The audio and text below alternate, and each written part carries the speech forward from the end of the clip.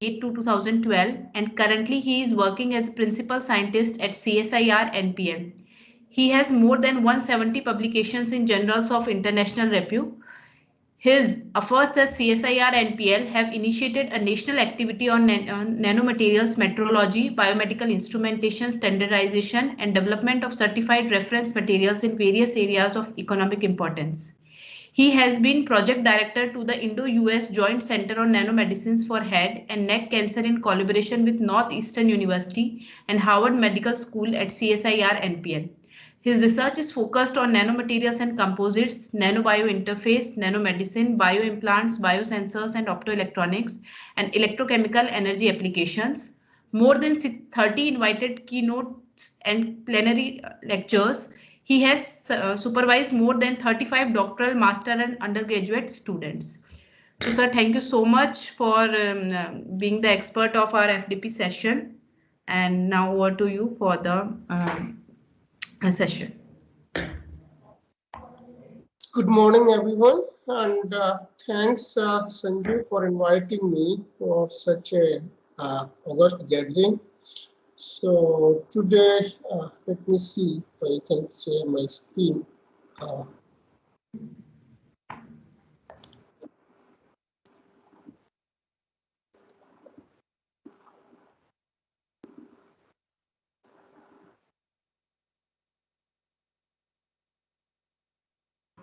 Yes, sir, visible. So my screen is visible, right? Yes. Yeah. So today I'm gonna give some kind of introduction because still I am a student and learning a lot from this material science and engineering. And I would like to speak today on engineered nanomaterials in biology and medicine. Although we are working with these nanomaterials in different areas like hydrogen energy, fuel cells, and biosensors and optoelectronic applications. But today I'm going to focusing on this nanomaterials and biology. So my lecture is planned in a way by a little bit introduction about CSIR National Physical Laboratory, and then about materials and material science and engineering, and then we will talk about nanomedicines, basically the application of these nanomaterials in biology and these medicines. So with the proper example of graphene oxide, I would like to open an horizon that how, while you are understanding a material, you can think of different kind of applications. So hopefully I'm audible to everyone, right?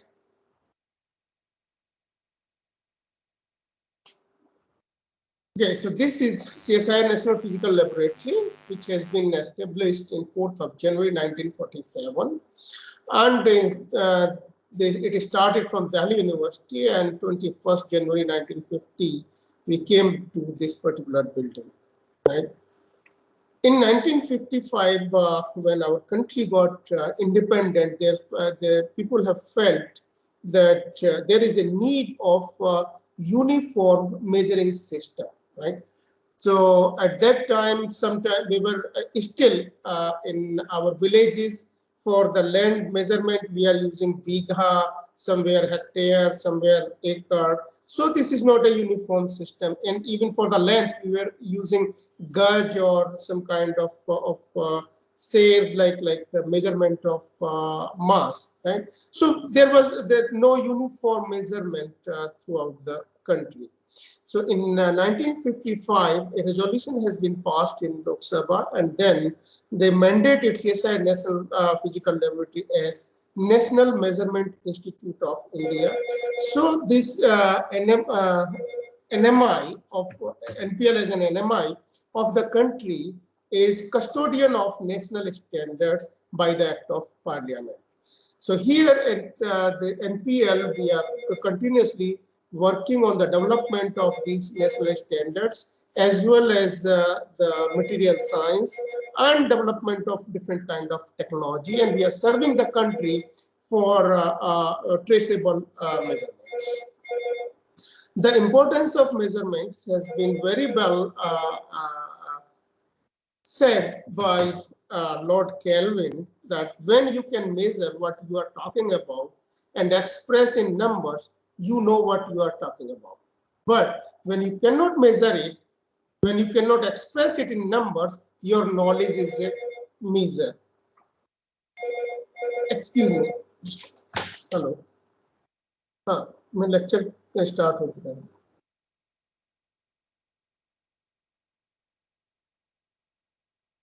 Sorry. So, so he gave a very precise definition that how measurements are important in our day-to-day life. For having the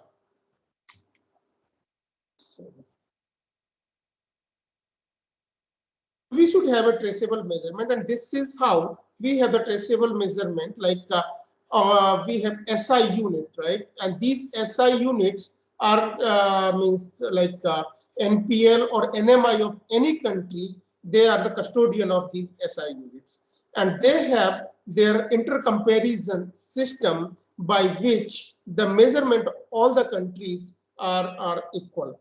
So if we have these measurements in place or right measurements in place, we are minimizing our trade barriers. Right? So if you look how people are working in recently, I don't know how many of you people knows about it, that SI units now are changing. Like in 2019, now world has accepted the another set of SI units, right? So the mass is now instead of mass instead of kg will be measured by the Planck's constant, right? And the length will be measured by the velocity of light. Time will be measured by the change in frequency. Ampere will be now electron. So all the SI units are now getting derived towards their constants. So that is the highest level of accuracy which we are achieving for the measurements.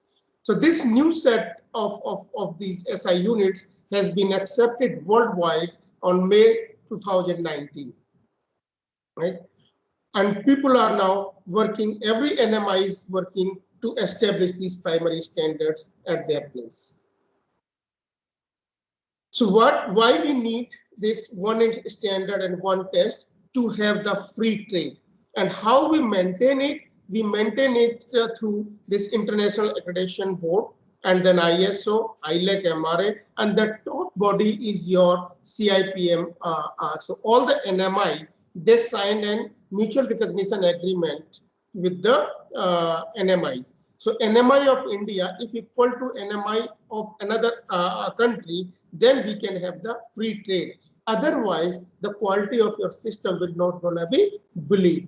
You might have seen that sometime when we send these rice to different countries, and our consignment has been rejected just because they are not passing the standard of other country. And nowadays, these you might have seen most of these laboratory, you are only going to have certain tests done if the laboratory is NABL accredited. Right? If it is not NABL accredited, then we don't go, we don't trust the measurements. So what NABL is doing basically, they are ascertaining these laboratories whether they are following these ISO standards or not, right? For the testing and calibration. So this is a kind of basic knowledge of the quality infrastructure, where NMI is the topmost institution of any country. If those countries who are having the precise measurements, they are ruling the world, basically, like America, Germany, all these people, their NMIs are having all those standards with the precise measurements, right? So this is the one of the role of the National Physical Laboratory, and then we are involved in different kind of R&D related to national importance. With this background, today I'm going to speak about the materials. So first, instead of understanding the nanomaterials, what materials are basically, and how these materials create a different kind of new world. For example, who changed the world as you view it today? These are the materials. You can see different processing of different kind of materials are giving you the different kind of technology evolutions, and now your society is seeing different civil structures, different information technology structure, and everywhere if you look, the material is at the center of it, right? And one of the best example of this playing with the materials is nature. You can see this is small rice. Then you are implanting it. You are implanting it, and after that, once you harvest it, the coal from this husk, rice husk, you are making some kind of bricks. You are making medicine from the rice husk, and you have your food from this. You have your civil infrastructure, like you are making some roofs and homes with wood and this basically the waste of rice crop, right? So, and you have this highly dangerous activity of your nature, this volcano. But volcano gives you different kind of materials, like you can find rare earth materials. Gadolinium is there, silicon is there, manganese is there, iron is there. And once you extract those materials from there, you are creating different kind of technologies. So the everything in the material science, now with this particular slide, now you can understand you need to look into the nature, right? And when you are looking into the nature, you can find different kind of materials or a combination of materials which you can use either for medicine or for civil infrastructure or for developing the technologies. This is one of the example that the importance of material, we have given the name of different ages based on the material, because in this particular era, people were using stones, and this particular era, people were using bronze, and they are making different kind of axe and armor. Then iron came into picture from 1200 BC to 100 AD. Then glasses, then steel, then plastic, silicon, and now the new things are coming up with the graphene age, which people are talking about. So you can see the importance of material through the ages and how technology got evolved, right? So these are some materials which changes the world: metal, ceramics, glasses, polymers, and composites, semiconductors, superconductors. You are having all these technology based on the materials. Now, how to play around with these kind of materials, right? That particular things, all these industrial revolution you can map. And now, this is one of the like insightful slide. We are going through an era where we have a fusion of physical system and cyber systems, right? And engineers has to play a very important role by combining these two. So what are those physical system? Sensors, nanomaterials, smart materials, biotechnology, robotics. Now you are combining with this through the Internet of Things, cloud computing, cognitive computing, Internet of People, and big data. If you are combining these two, you are coming up with different kind of technologies. For example, this cognitive computing, right? What cognitive computing is giving you, basically, some kind of, you are changing the thought processes of the human being as well. And cognitive computing is basically equivalent to the way your brain works. So the speed of computing you are enhancing, and the systems will gonna think like your brain. So machine will gonna become more smarter and smarter, right? So if you combine it, and you are going to combine all these things, you are coming up with the newer technologies. And everything, all these development, the base of this is material science. And this material science, you can understand by material science. Now you are combining the engineering into it. So science is basically you need the basic property of the material, and engineering is you are developing different kind of materials or structure out of it, right? So this deals with the stuff and making that stuff what you want to do. And what is this stuff? Answer is everything, anything. You know, material science is the only science which says you can do everything and anything once you know your materials. And this incredibly vague statement makes material science and engineering so much fun. We study everything from metals to ceramics to polymer to semiconductor to biomaterials to nanotechnology and everything in between, right? This is initially the material science, traditional material science, where alchemy, empiricism, and then metallurgy was there. And out of metallurgy, what came out like material science and engineering, where the crystallography, mineralogy, physics, solid state physics, chemistry, engineering design, architecture, everything is a byproduct of this material science and engineering. And here you can see the highly interdisciplinary nature of this particular field. Right? So in material science, we investigate the relationship between structure and properties of the materials. Whereas in materials engineering, based on structure property correlation, we design the different structures and material which can give you the predetermined set of properties, right? A thought process of material scientist is always look, as I said in that particular slide, look into the nature. And once you are observing certain things, for example, why glass is brittle while copper is ductile, right? Why this is getting rusted? Why diamond is a poor conductor of electricity, whereas graphite, which is also a carbon, is a good conductor of electricity. So, and now, what comes in there, the arrangement of these atoms.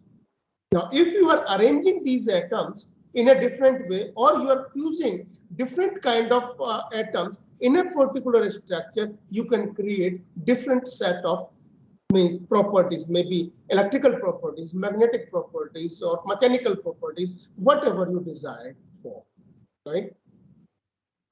So this is the famous tetrahedra. Like, if I need some kind of a performance from a material, I need to know what kind of properties it should have. And that particular properties will come out from a particular structure of these atoms. And how you're gonna make this structure, that involves in the processing. For example, you are making some, suppose let us say zinc oxide or copper doped zinc oxide. So up to what temperature you have to annihilate, what kind of precursor you have to use, that is a part of this particular processing. And then a particular structure, it will gonna suppose crystallize into wood giant hexagonal structure, right? And that particular structure will gonna have a different kind of optical properties or electrical properties or semiconducting properties. And based on that, you're gonna use that particular material to exhibit a particular performance. Now, another dimension has been added to it by the invention of those electron microscopy, scanning electron microscopy, or the AFM or TEM. Now, using these particular techniques, you can see your materials up to the atomic level. And now you can define the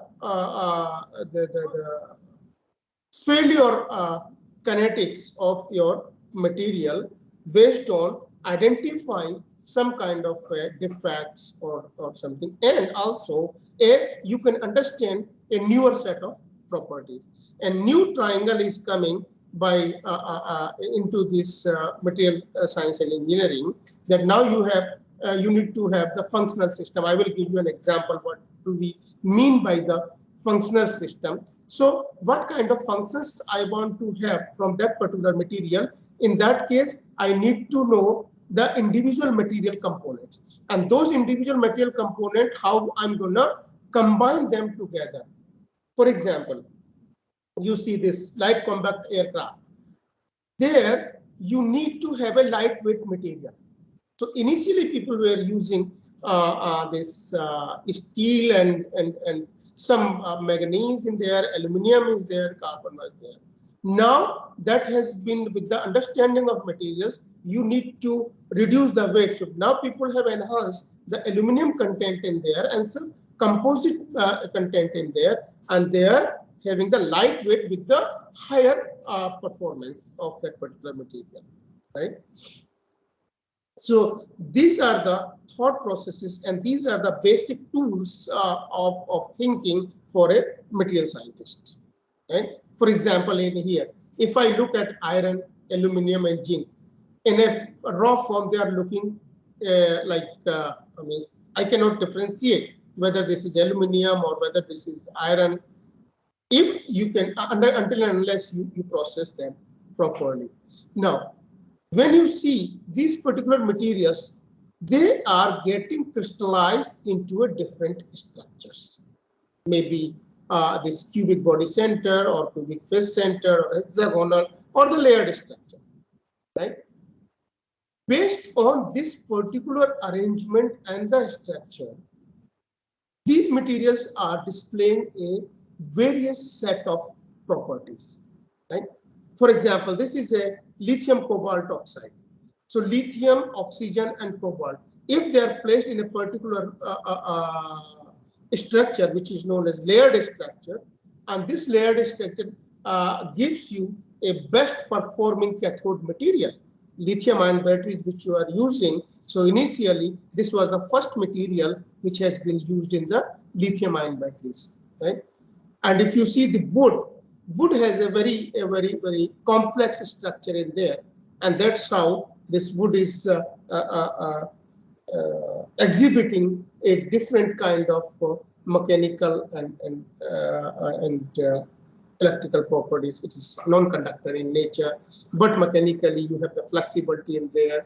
But the failure or the fracture dynamics of wood is entirely different than of the glass, right?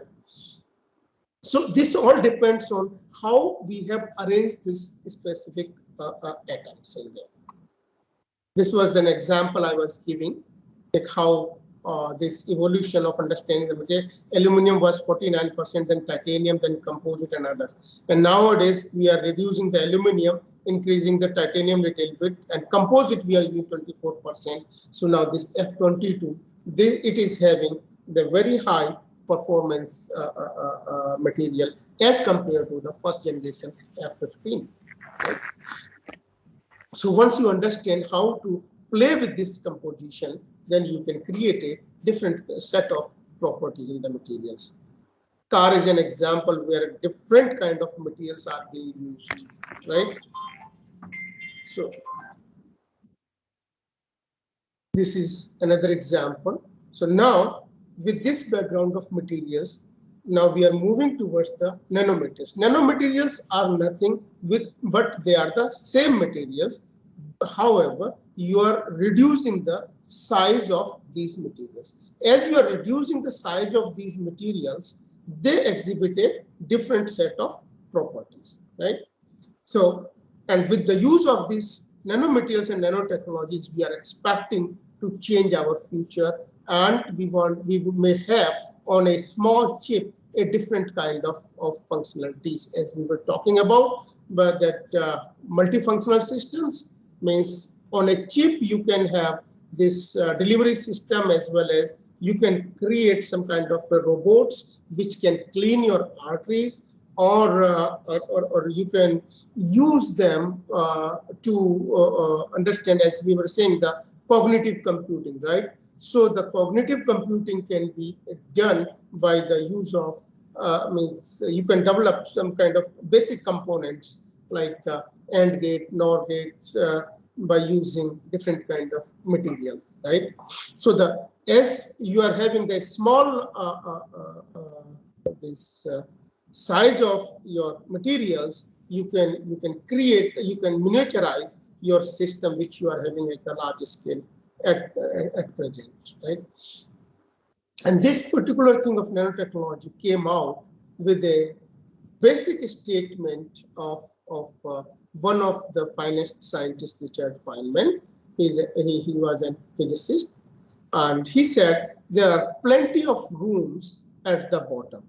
When he said the plenty of rooms at the bottom, people started thinking in there, and then they came up with a new discipline of nanotechnology, which actually came into picture near about 1982 when Elie Bruss came up with this cadmium sulfide quantum dots and the optical property of cadmium sulfide quantum dots, right?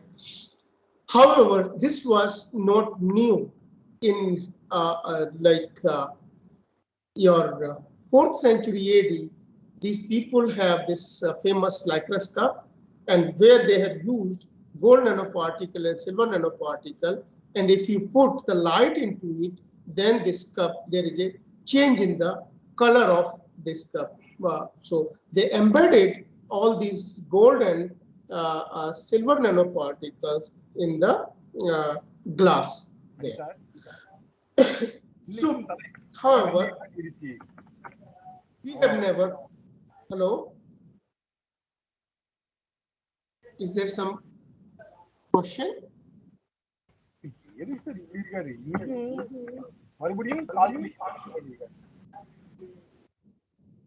Participants are requested to keep their mic on mute, please. All the participants are requested to please keep their mic on mute. Yes. Okay. So, what changes at the nanoscale, right? Am I audible? Yes. Sanju? Yes, sir. Yes, sir. So, what changes at the nanoscale? Let me try to give a broad thing by considering an example of. So let me see, some person has unmuted the mic. Yes, sir, I muted. So let me give an example by considering a wide band gap semiconductor, where this is your valence band and this is your conduction band, right?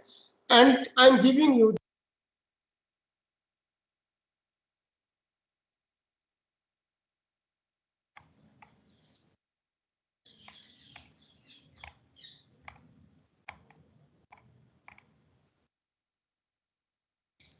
So voice not coming, sir.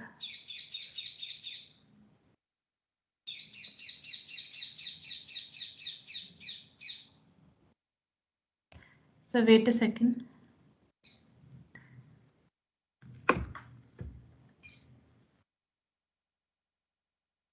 Some problem is there.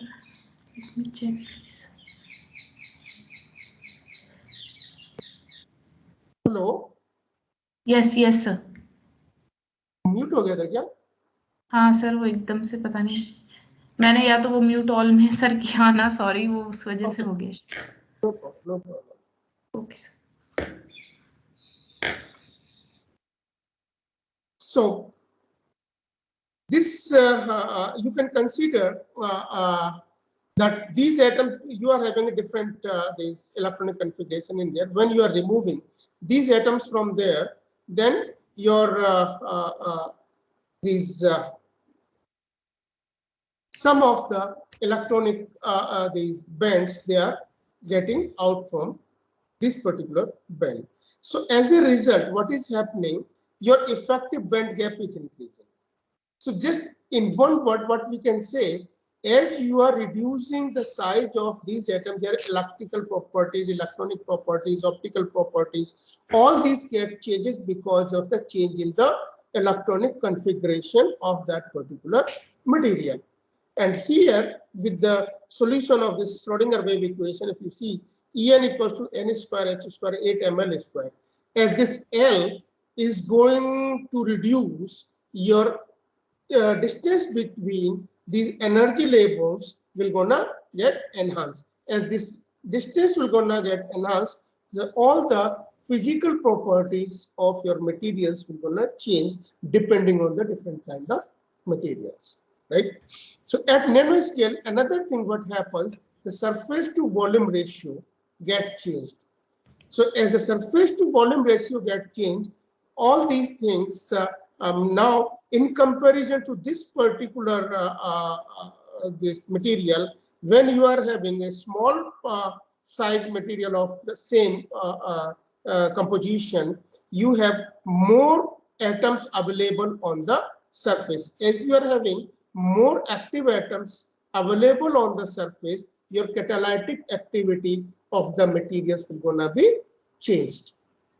So as a whole, at nanoscale, your catalytic properties are changing, your chemical properties are changing, your electrical properties are changing. So you have a different set of physico-chemical properties. This is what we can say.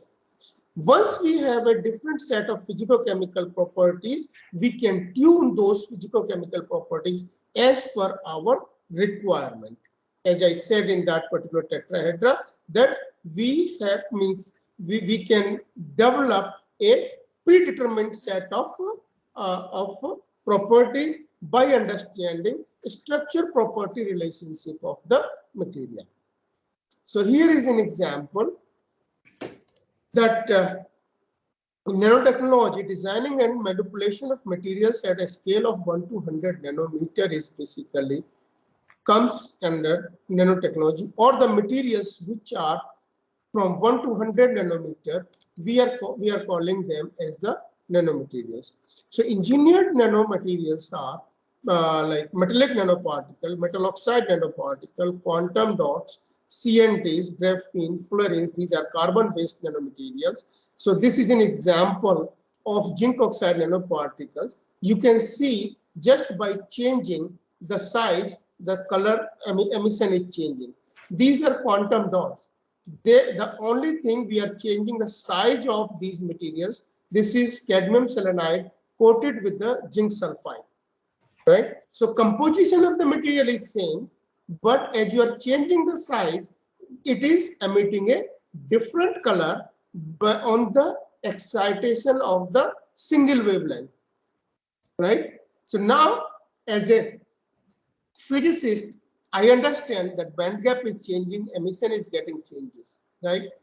A chemist can say, okay, I can also play around with the size of this.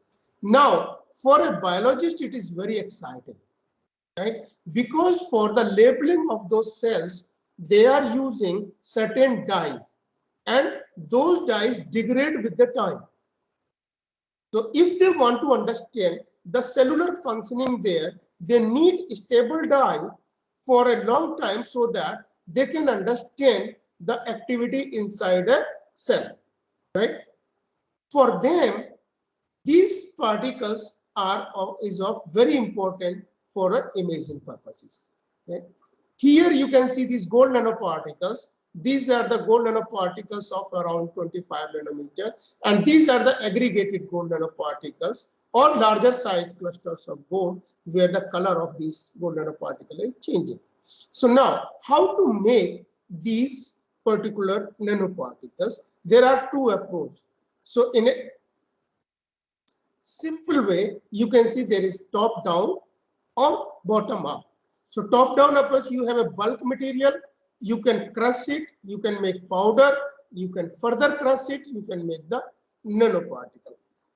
One of the best example of this is ball milling, right? So we take the chunk of some bigger particle. Let us say we are having this alumina powder, right? And alumina powder you put into a ball milling. Once you are putting into the ball milling, it is getting crushed, and by this crushing, you are reducing the particle size and you are coming to the nanoparticle size. Another one is bottom-up approach. Bottom-up approach, for example, we are synthesizing these gold nanoparticle. So if we take auric chloride as a precursor for this, where auric chloride, you are having HAuCl4, where Au3 plus ions are available. As this Au3 plus ions are available in there, if you are using some reducing agent, for example, sodium borohydride, or for example, sodium citrate, or maybe any other polyphenol, right? So what you are doing, as you are reducing this AU ion into the neutral AU, you are getting AU atom, right? And those atoms, they get clustered, right? And make a nanoparticle. For example, one nanoparticle of gold of around 15 nanometer may have 10 or 12 thousands of gold atoms in there, right? So this is known as your bottom-up approach.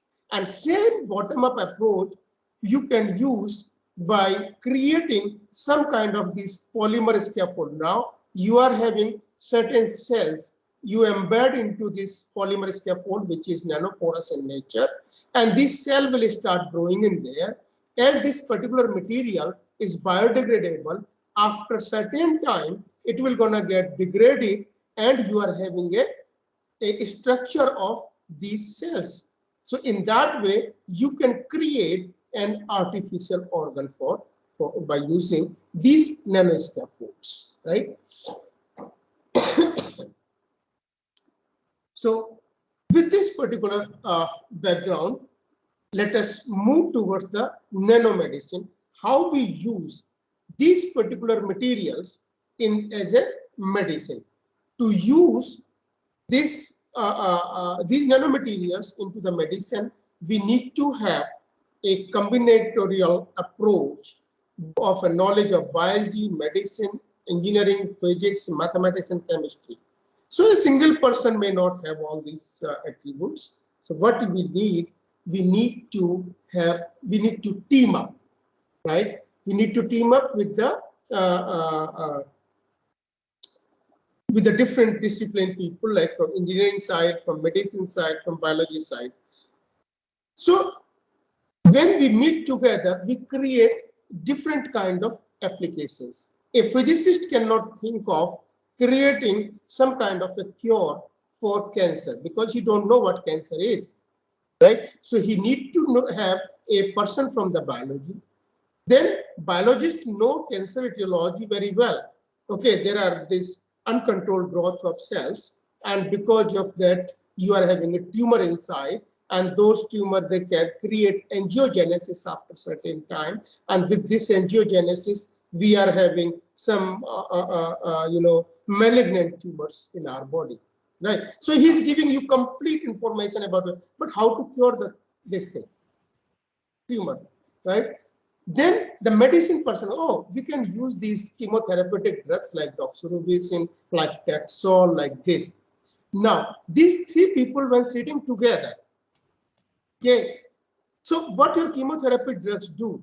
A chemotherapy drugs basically create some kind of a toxic environment and kills the cell, right? Then physicists say, okay, can we use certain kind of radiation in there? Then yes, if we can use radiation, we can kill the cancer cell. So this is how we develop a different kind of applications. And one of the, sorry to say, in our country, what I found, people don't talk to each other. As we don't talk to each other, we cannot create innovations, right? Innovations always comes with the team. And that's what the basic principle of engineering is, that you need synergy, either between the component or between the material or between the people.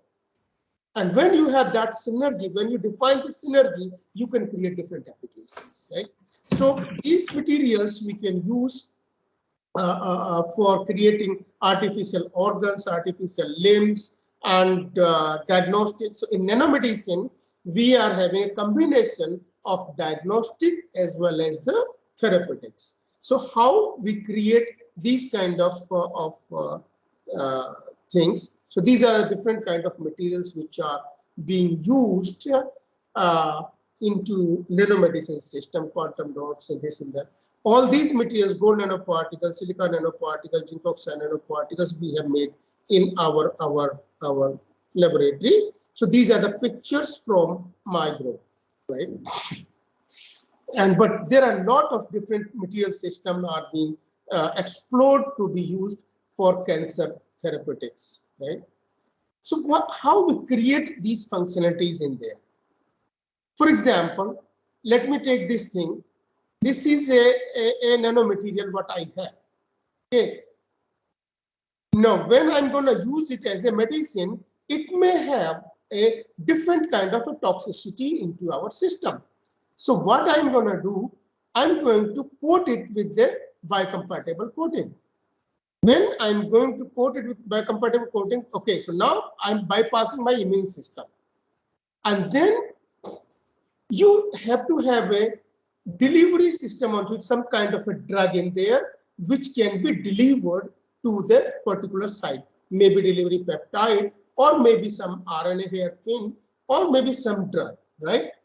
And then we are having targeting ligands. For example, I want to target the cancer cell. So I know the cancer cell has a receptor which is known as transferrin. So if I put it here, a anti-transferrin protein in there, then it will gonna go to the tumor site. Right? So this is one of the example how we design them and how we have to see them. For this is a gold nanoparticle and this is a zinc oxide cell. And this is a material which we have developed at our laboratory, like zinc oxide gold core cell. Now we have created a different set of properties into this combination, right? For example, this was another material which one of my students has made, and now he's a assistant professor in North Carolina somewhere in the US. So for the first time, he made this iron oxide coated with the zinc oxide. And the basic philosophy behind this was to enhance the this photodynamic therapy, right? In photodynamic therapy, what people do basically, you have a particular wavelength, and then you have this some kind of a photosensitizer, for example, rose bengal, methylene blue, ferritin. These are the most of the uh, photosensitizer are being used in photodynamic therapy. You might have seen that some females, they go to this beauty clinic for the acne treatment, and in acne treatment they inject in them some photosensitizer, and after that they are treating it with the laser, right? And they advise them not to go out to the sun for a week or 2-3 days. So why they are saying so? Because in that case, you have this photosensitizer running throughout your body. So when you are going into the sun, the light can interact with that and they can kill the healthy cell as well, right? So for this reason, we were trying to develop a targeted system, for example, where this nanoparticle is going, it can carry some photosensitizer, or zinc oxide in itself is a wideband gap semiconductor, interact with the UV light. This can create reactive oxygen species. So we don't need the photosensitizer in there. Only zinc oxide can work to kill the cancer cell, right? Also, we can monitor where this particle is moving by having some kind of a open an MRI machine, right? So we can easily monitor the therapy. So in here, we have developed it as a theragnostic platform. Means you are having therapy as well as you are having diagnostic, whether you are killing the cells or not, right? So this can be a very important aspect for the cancer treatment. So in order to design this, suppose this is your cancer site, and you want to send the medicine to this particular site. So as I explained you, you are designing your particular material by putting some targeting ligand, and they are targeting this site only, they're getting accumulated. Now, depending on the material system, for example, iron oxide, zinc oxide, I can irradiate with the UV light and can cure this particular thing. Another example is the magnetic. If it is only a magnetic one, you can have this variable magnetic field, and you can create heat in there, and you can kill the cancer cell. Another example, people may use the radio frequency. A dielectric material can interact with the radio frequency and create the heat in there and can kill the cancer cell. So now the innovation based on materials and defining the different technologies comes by knowing the what kind of material you can use, right? Or on another way, how well you know your material, what it can perform. Based on that, you can develop new kind of technologies. This is an technology developed by this, I think, or India, or no. This is, no, I forgot the name of this company. So this is oralase therapy. Here they are having prostate cancer. So now they are injecting some gold nanoparticle in there. That's why they say oralase, because oro is gold, right? And lasing, they are delivering the light to the prostate, and by delivering this light, when this light interacts with the gold nanoparticle, it creates heat and kills the cancer cells. So for prostate cancer treatment, they have developed this particular technology, and in combination with the nanoparticles, gold nanoparticles. Sorry. In another way, you can develop these, as I told you, the magnetic particles. If you are using magnetic particles, suppose they are running into your system, right? And this is your cancer site. Now, you apply a static magnetic field in there, and all these magnetic nanoparticles will gonna get collected in here, right? Once they got collected in here, you apply a variable magnetic field. As you are applying variable magnetic field, you're creating some heat, localized heat in there. As you are creating localized heat, there was a drug which has been coated onto this nanoparticle in a thermosensitive polymer. And because of that heat, this thermosensitive polymer can get swelled and release the drug in there. So this is how we have to conceive the way we need to design our nanomaterial system. On the other hand, we need to know exactly what my material system can do. Okay? So let us now begin with the different kind of material system. So these are different kind of material system which are being used in the nano medicine systems, like gold nanoparticles, zinc oxide nanoparticles, graphene oxide, coarse cell nanoparticles. Many these nanomaterials, as I gave an example in my previous slide. At CSIR, we are working with the different kind of nanomaterial systems, metal and metal oxide nanostructures, carbon nanomaterials, semiconductor quantum dots and thin films, nanocomposite for energy application, two-dimensional materials. So this was the picture from my previous, this Indo-US Joint Center, what Sanju has been mentioning while introducing me. So at these are the professors from Harvard Medical School. So we developed local chemoradiation therapy using PLG nanoparticle and docetaxel, right? And we are developing zinc oxide, titanium dioxide, and gold nanoparticles for different applications, as well as graphene oxide. Some other groups at NPL, they are working in these areas for different applications, right? So these are the gold nanoparticles which we have developed. Like you can see the different concentration of these gold nanoparticles. We were seeing the stabilization, whether we can stabilize them. So most important thing in here, while defining your therapy, is how monodispersed nanoparticles you can make.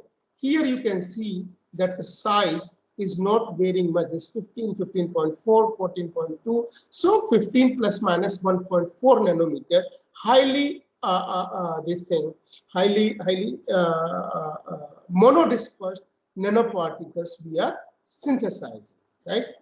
On the other hand, you may see that, okay, sorry, that these nanoparticles are getting stabilized for a year or so, because there is not much aggregation as we can monitor it from the this UV visible spectroscopy, right? So this is the SPR related band which we can monitor. So here you can see like these two batch 1 and batch 2 nanoparticles, they were stable for a long time, right? And these are the change in SPR band of 30 nanometer and 10 nanometer nanoparticles. So based on this, we categorize, okay, whether we are forming our nanoparticle or not by monitoring this particular what to say, SPR absorption band. So these red and this black, this is the nanoparticle which we have received from NIST USA as a standard, and our nanoparticles were also means comparable to this. In batch 1, batch 2, we can see there is no, so our synthesis process is well optimized in here.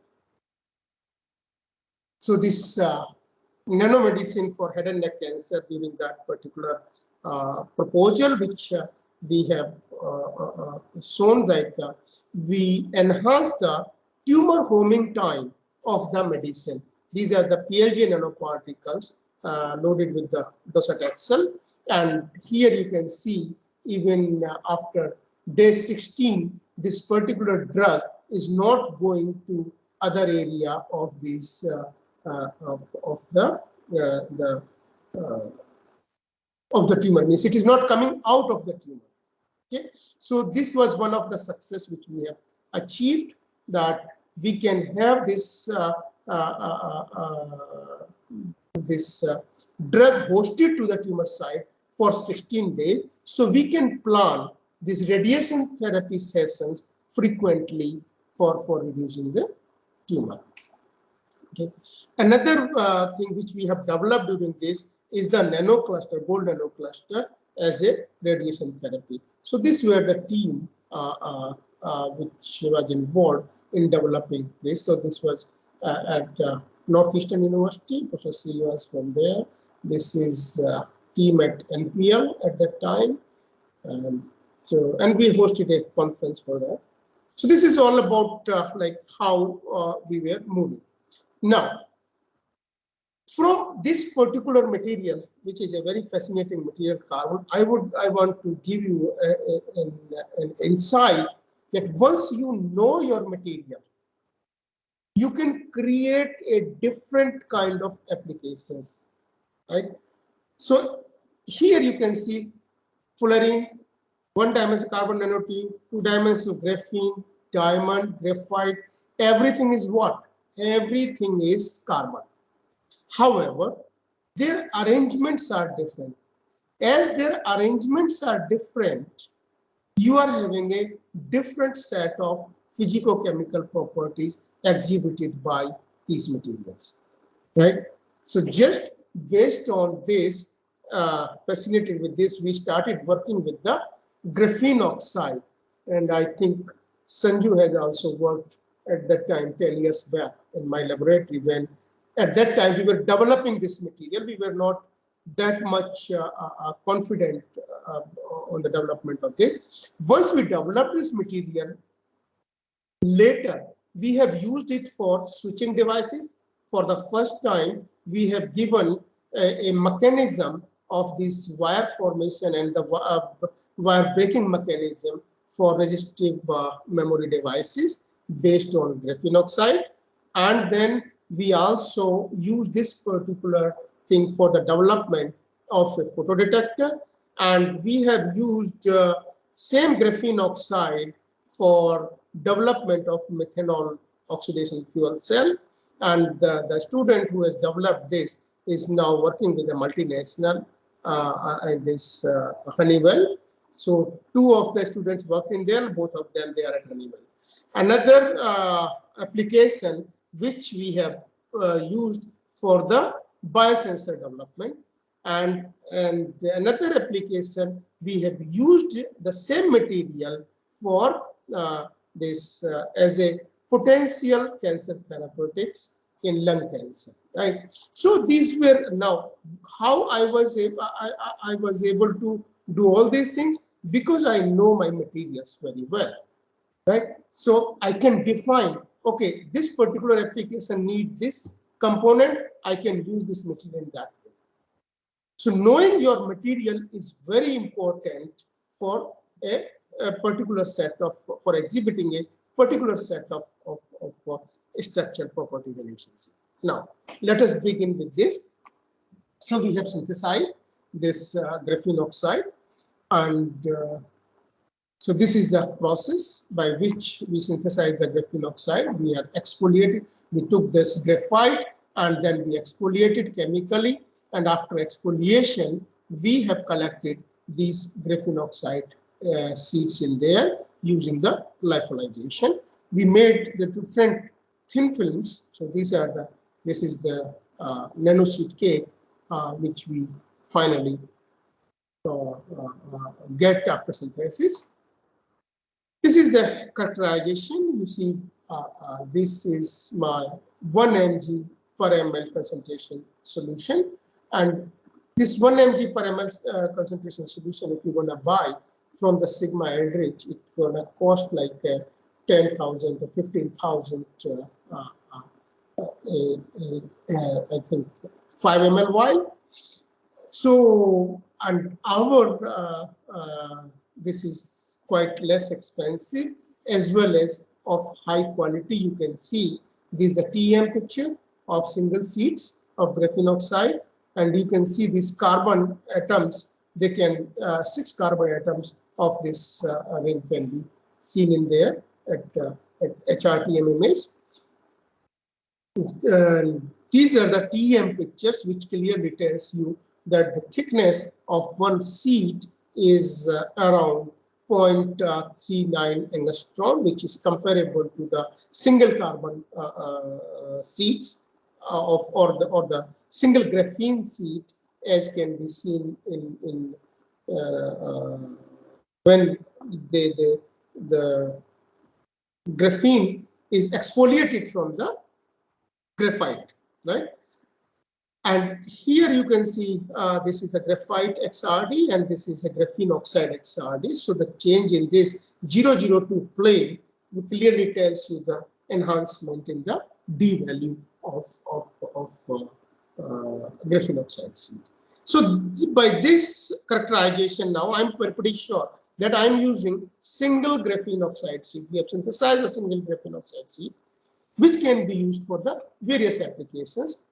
Thereafter, we went for depositing thin films. You can see this is a kind of quite transparent thin film, which we deposited onto the glass, right? And others are on the this ITO glass. So these are the SEM pictures. Then we characterize by annealing them at a different temperature, and you can see that how the modification while you are annealing at different temperature of these different bands is taking place. So now I know that there is a variation or rearrangement of oxygen or this H present into the on the carbon nanosheet. Based on this particular rearrangement of pi bonding as well as of these different functional groups, you can see there is a variation in the optical properties, as can be clearly seen from the Raman in this. And with the Raman, you can see ID by IG ratio is first increasing and then decreasing and then increasing. And this was quite interesting phenomena which we noticed many a times. And then I asked my student to take the IV characteristic of this. the IO characteristic of these films is also behaving in the same way as your defect kinetics is behaving.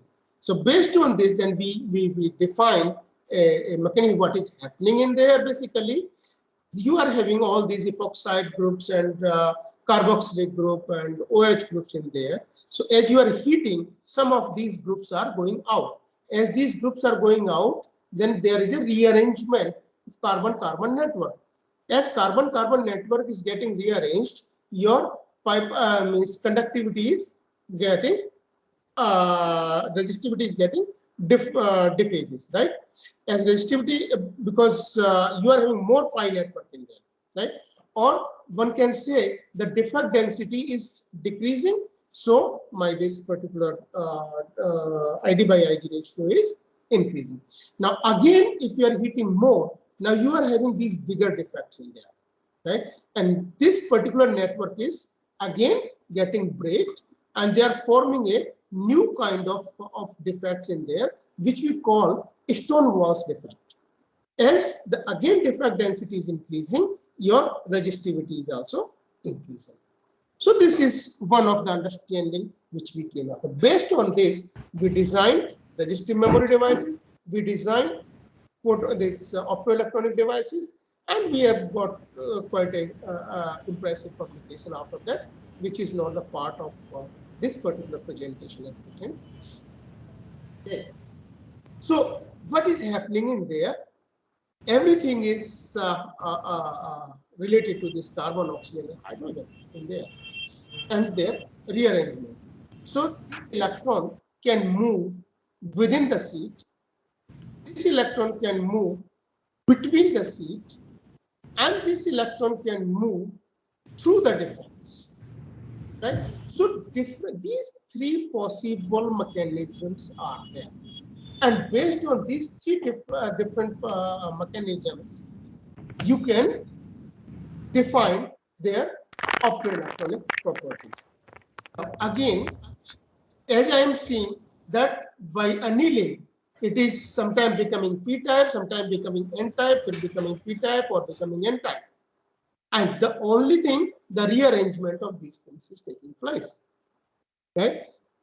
And this gives me an edge that I can define the homojunctions and can create a new class of electronic devices. Further, in case of biology, what is important for me? In case of biology, these functional groups are important for me, because there I can attach my drug or I can attach some biomolecule of interest, so I can use them as a drug delivery system. In case of biosensing or diagnostic system, this kind of how the electronic properties of this are changing, and how the electron transfer properties are changing, that is more important for the biosensor application. Okay. So in that case, we have worked towards the development of gold chloroquine nanoconjugate.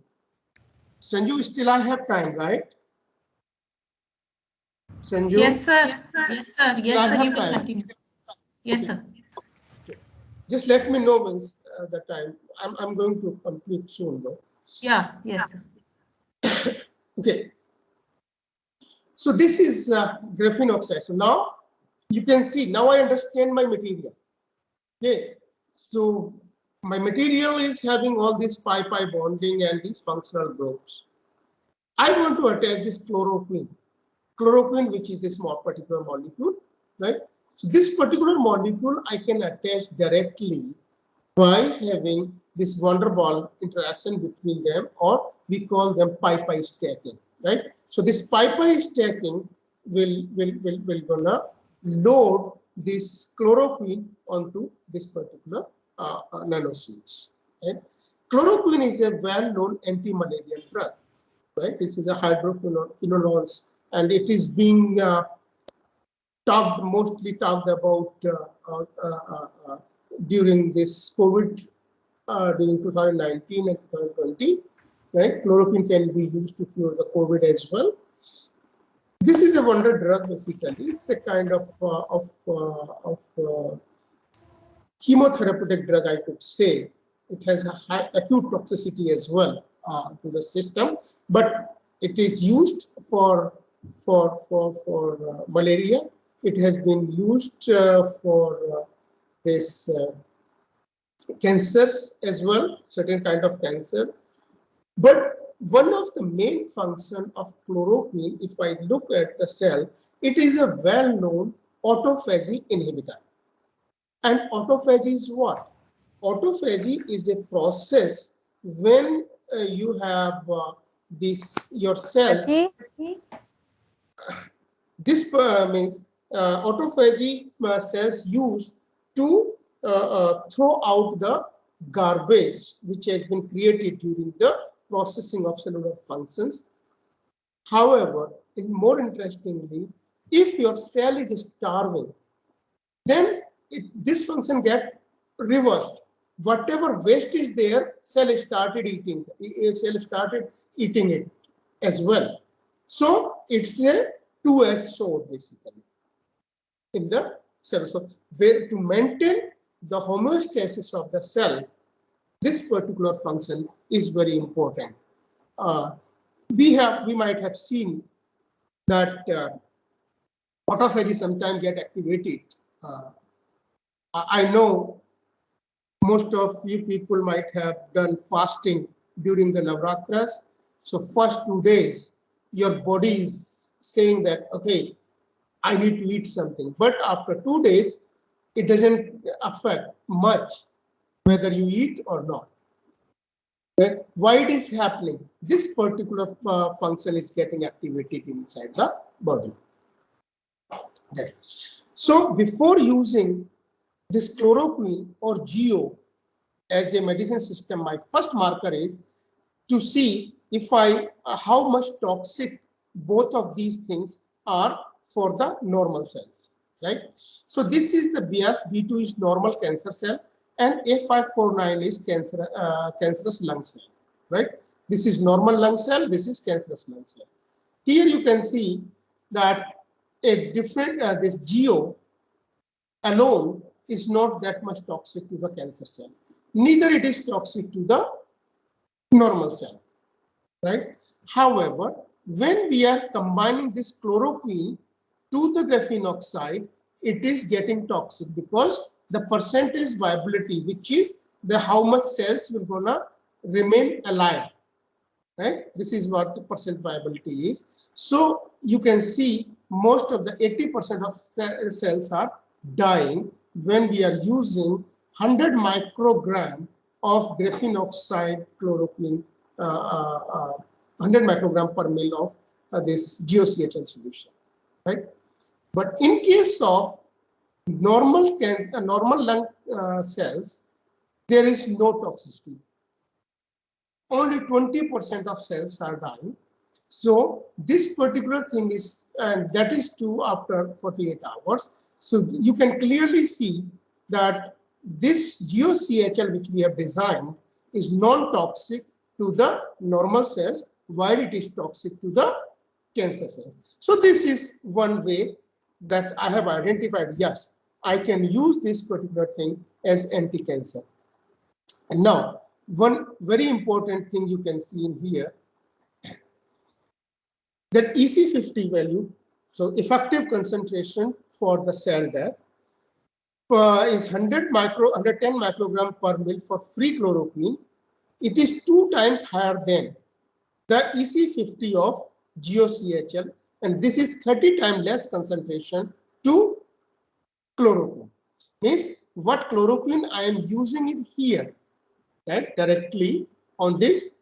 So I am using in this particular combination 30 times less than less chloroquine as compared to what I have used for this. And even here, this EC50 is very less. So a small amount of chloroquine is highly effective in there. So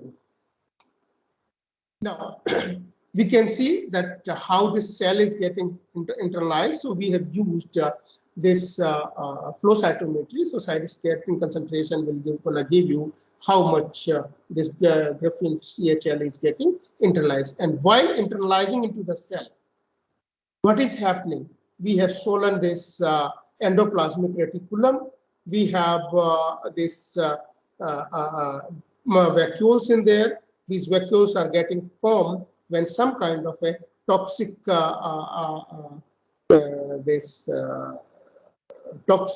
some kind of a toxicity is getting induced in there, and then you have this swollen mitochondria in there, right? So mitochondrial dysfunctioning is visible in here. But why it is happening? So we need to now step by step identify these particular things. This is also depend very means another important aspect how this particular GeoCHL is getting internalized into the cell, right? Whether it is following clathrin mediated pathway, whether it is following caveoli mediated pathway, whether it is following some kind of another pit formation in there. So all these internalization mechanism, they have a different role to play. So first of all, we need to identify how this particular thing is going inside the cell. So for that, we have used different these biomarkers. This is spermatin, amyloid, and genistein, chloropromazine, and fluoxetine. These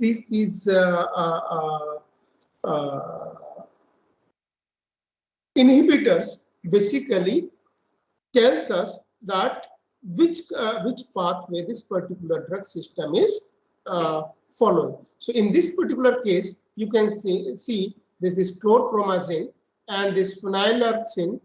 These are getting the cytoscattering in this case is getting reduced. So which is clearly these are the clathrin clathrin pathway inhibitor. So my endocytosis, the way endocytosis is through the clathrin mediated pathway in there. So as we are using clathrin mediated pathway, so you will see this later that why this was so important, how I identify what is happening inside the cell.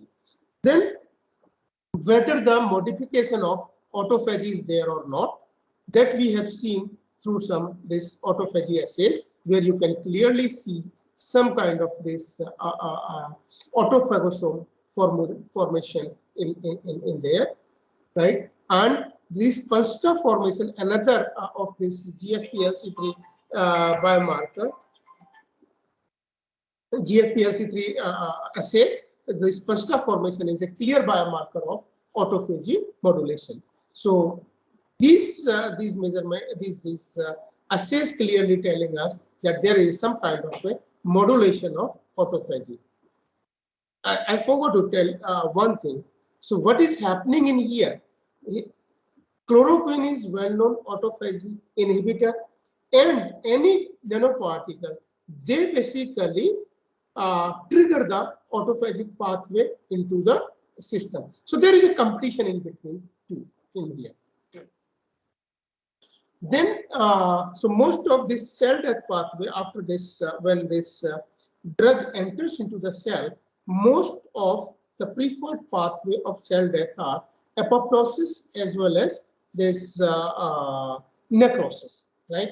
But in our case, when we have used this apoptosis marker and necrosis inhibitors, so we identify neither necrosis is taking place in there nor apoptosis is taking place.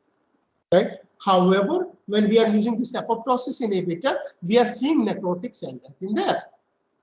And once we are using necrosis inhibitor, NEC1, then no necrosis and no apoptosis.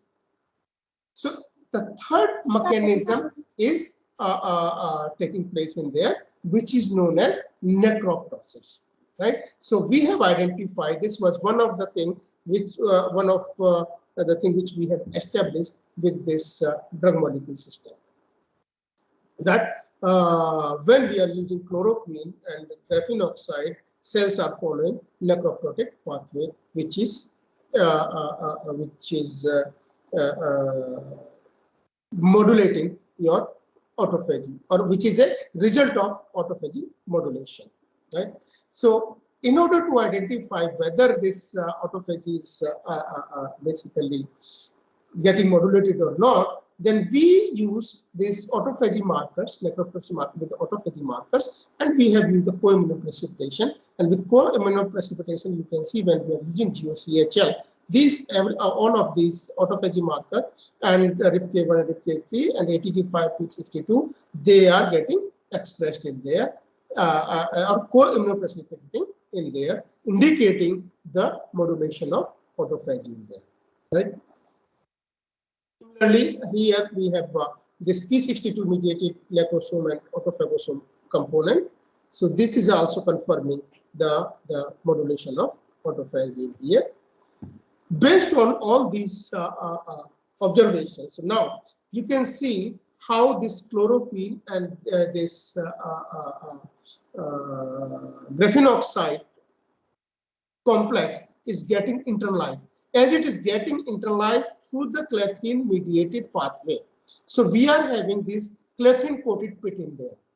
And these clathrin coated pit, when they move into the cytosol, then we have as soon as it is moving to the cytosol, there is an uncoating of this clathrin. And once you are having uncoating of this clathrin, they get entrapped into the endosome. And these endosomes, they are supposed to go to the lysosomes, but it is not moving to the lysosome because the autophagy is basically controlled through the lysosomal functioning, right? So instead of going to the lysosome, it is directly with the modification of or modulation of autophagy, they are forming these autophagosomes. These autophagosomes again recruiting the necroprotic proteins RIPK1 and RIPK2 or MLKL and leading to the necroprotic cell death. So this was our recent publication in Nanomedicine in 2018. So now you can see that once you know your material, you can create functionality in there and you can use for some kind of a application. Another application was one of our collaborators at Harvard Medical School have coated these graphene oxide nano seeds onto a fiducial, and that particular fiducial they have used for image guided radiotherapy, right? And here you can see the coating of this graphene oxide has led to the significant change in the cell death when we are using this 2 gray of radiation intensity, radiation dose. So this was one of the examples where we can use the material into the nanomedicine system. Now the same material we can use to develop the biosensor, which is a diagnostic devices. And for a biosensor, right, what we require, this is a biosensor, like we have a transducer where we have this particular material, and on this particular material, we immobilize our biomolecule, which can be DNA, any protein, or whatever recognition molecule enzyme we want to have in there. And then when the analyte interact with that, it creates a specific signal, which we can have electrochemical signal in there. And that particular electrochemical signal is being collected at some reading device, right? So this is a functioning of biosensor. Now, what we need for the biosensor, so this particular material over here at the transducer surface, this plays a very important role because as a result of this biochemical reaction, when 2 electrons are getting produced, you have to transfer these electrons efficiently to the system through this transducer, right? So in an electrochemical biosensor, this material system is different kind of material systems are being used, like carbon nanotubes, metal oxide nanoparticle, conducting system, but they have sluggish electron transfer rate, right? Graphene oxide gives us a very good opportunity because of its 2D planar structure biocompatibility, presence of COH groups, so that I can bind my biomolecules efficiently, and the low conductance of this. Now, another material is zinc oxide, which is a wide band gap semiconductor and has a good electron transfer capability.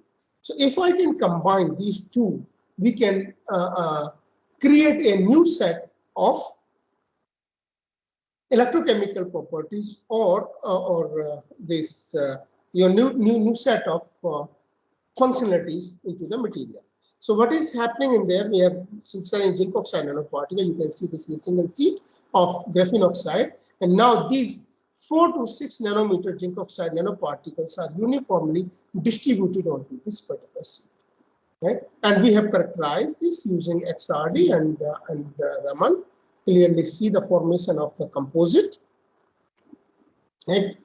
So now, how to design this biosensor? Basically, so you have this zinc oxide RGO solution. You spin coat onto an ITO electrode, and based on as this graphene oxide have already this COH groups on top of it, right? You can bind a protein using EDC NHS chemistry, where EDC is ethylene dicarbonamide and NHS is N-hydroxysuccinimide. So you are making a COH bond, amide bond in there. So covalent linkage of these particular proteins will take place, and these proteins will gonna bind to the surface. Now, when they will gonna interact, okay. So here we are working with the dopamine. Forward this. My analyte in this particular case is dopamine, which is a well-known neurotransmitter, and it is very important to monitor it to monitor these neurological disorders, right? So we want to detect this dopamine in here.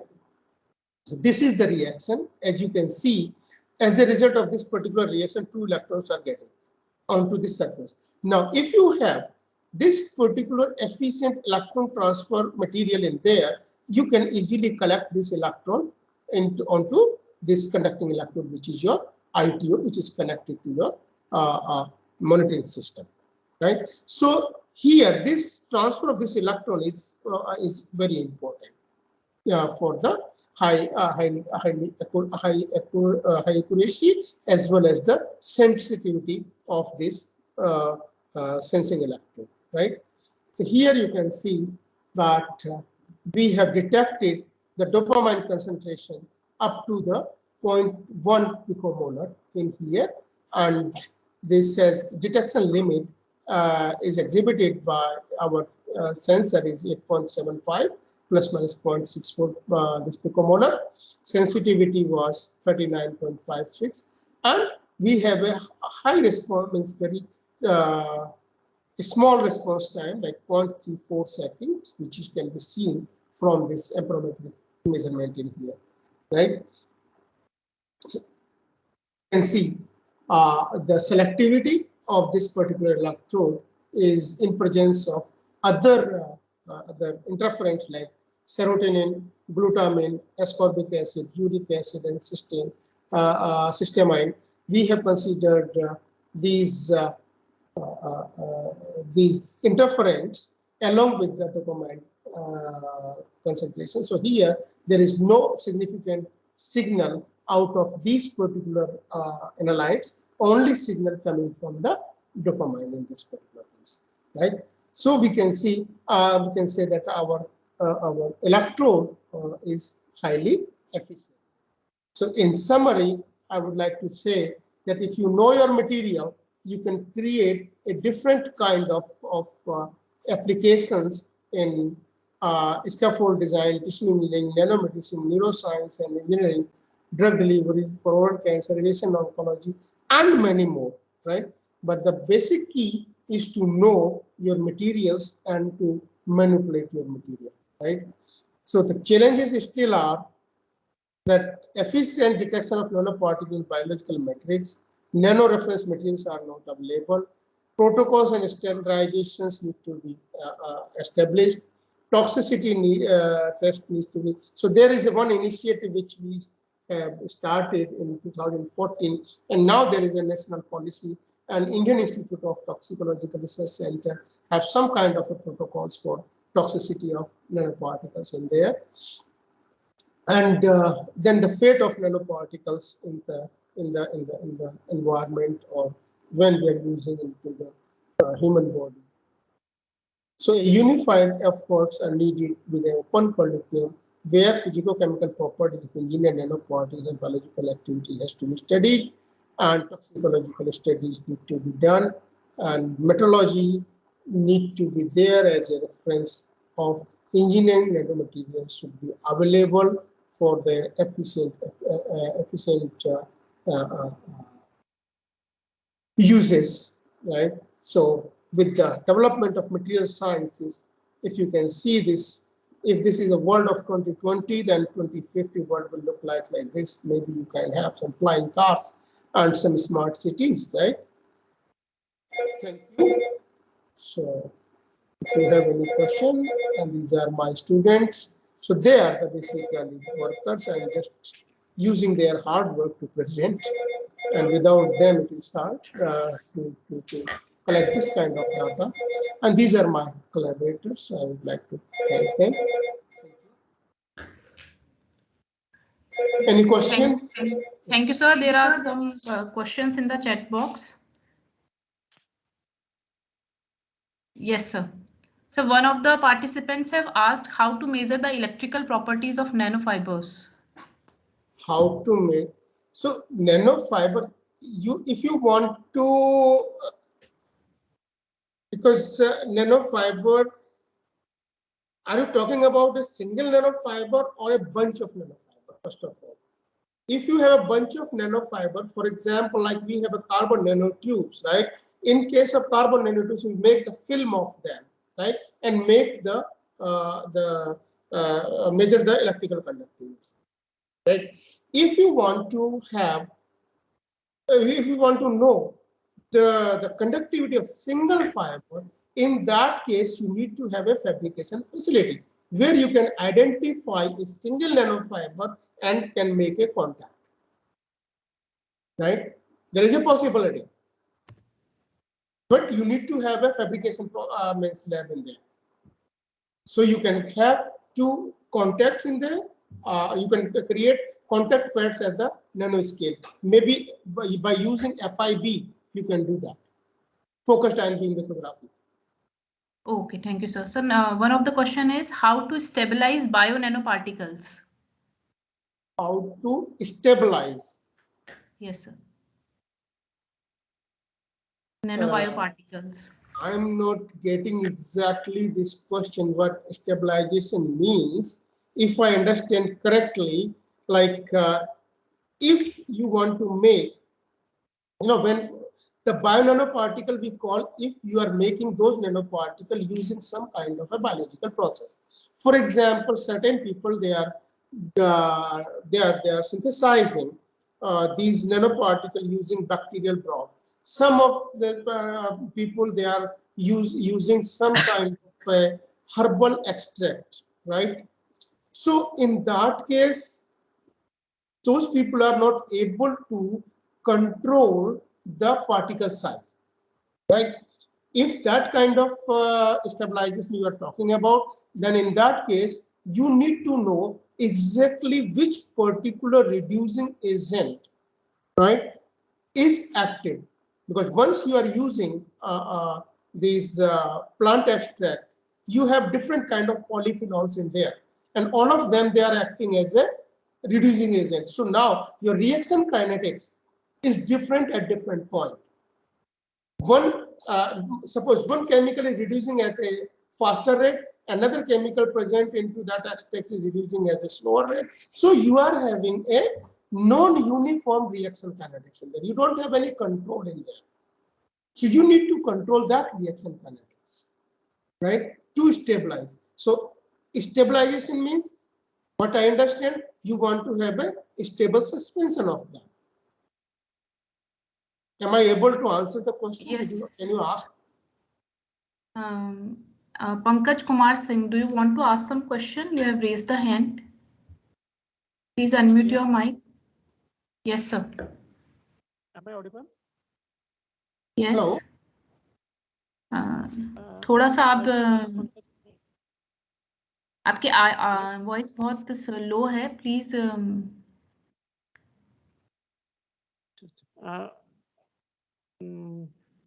Should I ask a question? Yes, Dr. Pankaj. Regarding your study, you have given so many things that was very interesting. My question is that about the synergistic effect. How synergistic effect is giving good research regarding the nanoparticle study? No, in my one slide, I said very clearly that you need to know about structure property relationship, right?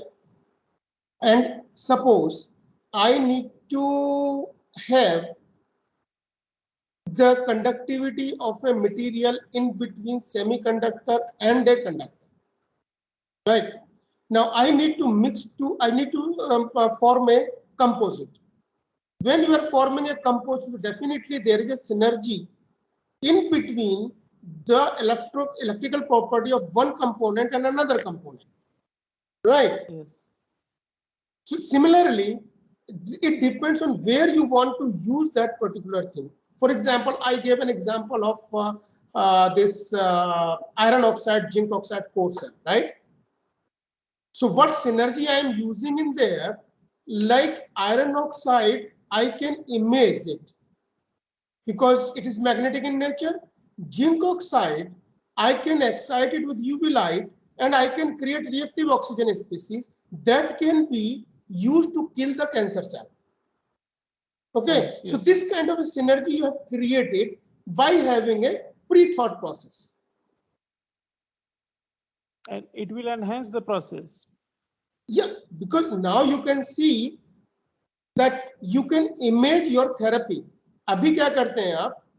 You take the medicine, you don't know whether it is affecting or not, right? But in that particular case, with this synergistic effect, you can see whether the therapy is going on or not.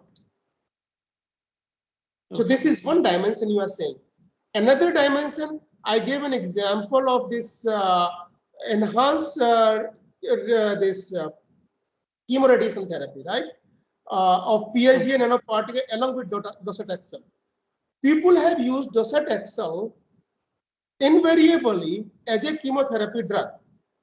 Okay, but docetaxel is also a good radiosensitizing material. So what we have done, we have encapsulated it into the PLGA, and now we are sending it directly to the tumor site, and we are giving the radiation. So now it is giving the chemotherapeutic effect as well as the radiation effect. So this is a synergy came into picture in there. So now your therapy is more effective. Okay, thank you, sir. Okay, participants, any other participant want to ask any question? He or she can unmute and ask the question directly or can write it down in the chat box.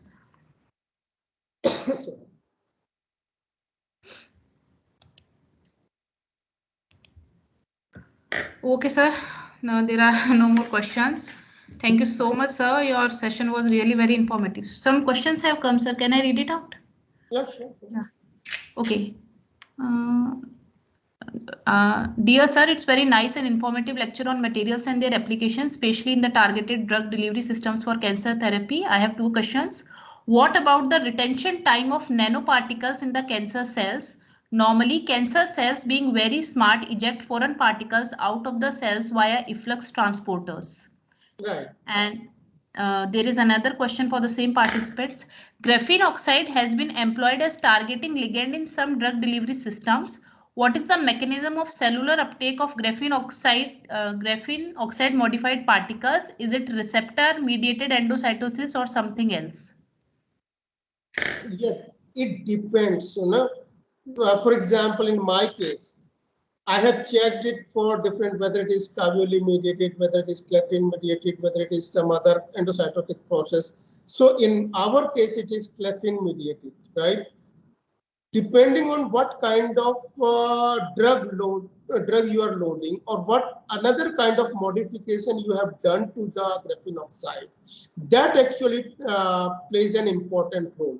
So you cannot give a straightforward answer that all the graphene oxide based system gonna get internalized with the same mechanism, right? So mechanism will gonna depend onto the the way you are engineering your drug delivery vehicle, right?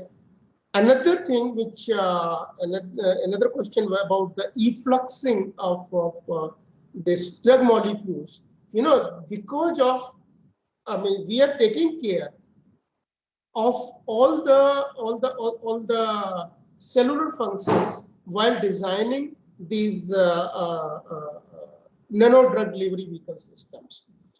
It is not that everything gonna go out immediately.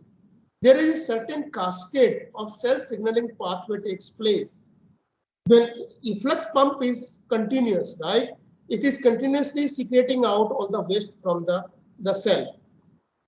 But when any foreign particle goes into the cell, it is not only the efflux pump which is going to throw it away immediately.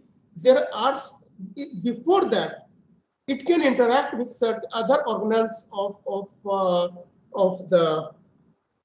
the cells. For example, immediately forms some kind of endosome. If endosomal formation is there, endosomal formation goes to the lysosome. Right. From there, the role of this efflux pump comes into play. And if within that particular period, if some other cascade is getting activated, it can interfere into the cellular function as well. Right.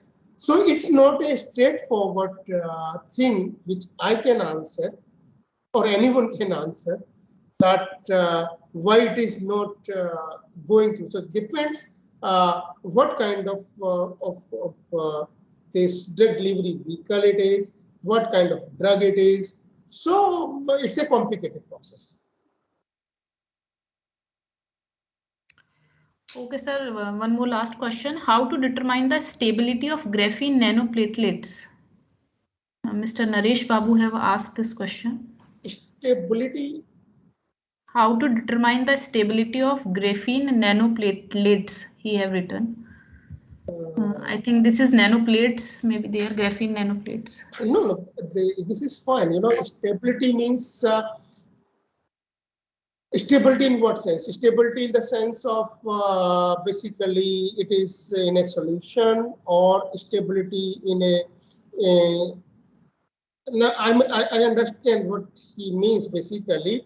Whenever we are synthesizing graphene oxide after certain times, it get reduced, right? So, and then initially you have some kind of a gray color, and later on it becomes like a black color in nature because the reduction takes place. There are two different mechanisms. One, in the presence of this environment, this oxygen interacts with your graphene nanoplates and it kicks out some of the epoxide groups in there. So epoxide groups goes out pretty fast, and then we call it is getting reduced, right? Another way, if you have not changed the pH, so some of those manganese ion, when you are using this Hammer's method, if you are using Hammer's method, some reducing ions will be there. If you haven't taken care of removing all the reactants while collecting your graphene nanoseeds or nanoplates, then they can also act to destabilize, right? But we cannot say it is destabilizing basically. The only thing, some of the groups will gonna go out. And it's a big question that certain people, they're calling it as a reduced graphene oxide or the graphene oxide. And there is a hairline difference. Not many people have given the answer what reduced graphene oxide is, right? So even at this point, I cannot answer. In my case, I can say I have stabilized it at 350 degrees Celsius. At 350 degrees Celsius, after that, there is no change in the structure and other properties of my material. Okay, sir. So, one question from Dr. J. Anitha. How about the encapsulation of metal nanoparticles using plant components against cancer cells? Okay. In plant component, there are two ways. If you are having this, suppose gold nanoparticle, you're talking about metal nanoparticle. So you have synthesized metal nanoparticle in one way, and then you have your extract from some kind of drug molecule or some kind of a polyphenol. For example, you have extract of Brahmi, or you have an extract of Gotu Kola, right?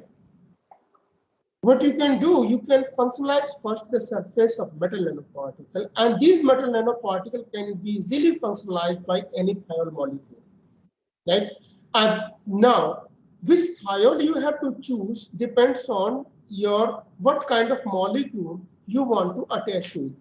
For example, if you are having a free NH2 group onto your plant extract molecule, then you can have some acidic thiol which can provide you COH groups on top of it, and then you can connect it with the using some EDC-NHS chemistry, and you can form a amide bond, right?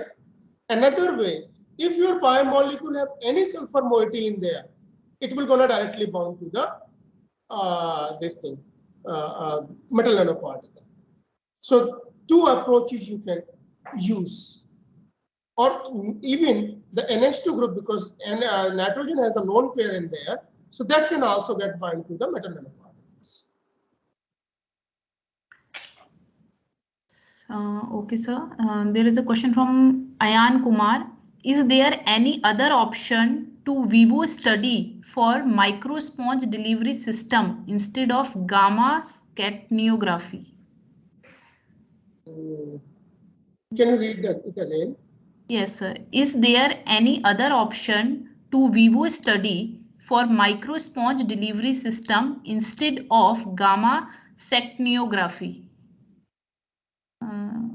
I have no idea. I'm not Yes, getting, because if you are talking about in vivo study, you are not mentioning about because in vivo study you have different models for certain things, like rat model, rabbit model, all these things, right?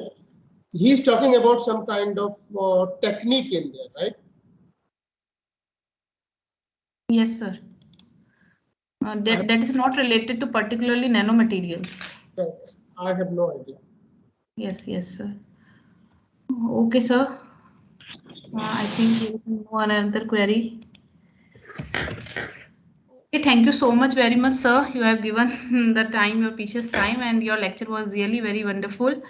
We have learned about the use of nanomaterials in the cancer therapy as well as in the biosensors. Thank you so much, sir, for your presence.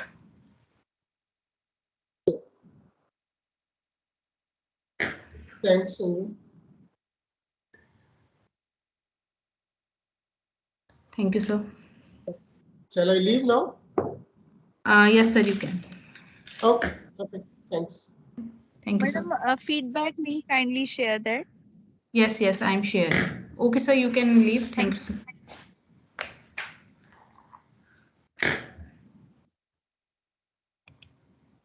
Okay, participants, I have shared the feedback link in the chat box. You can check. I have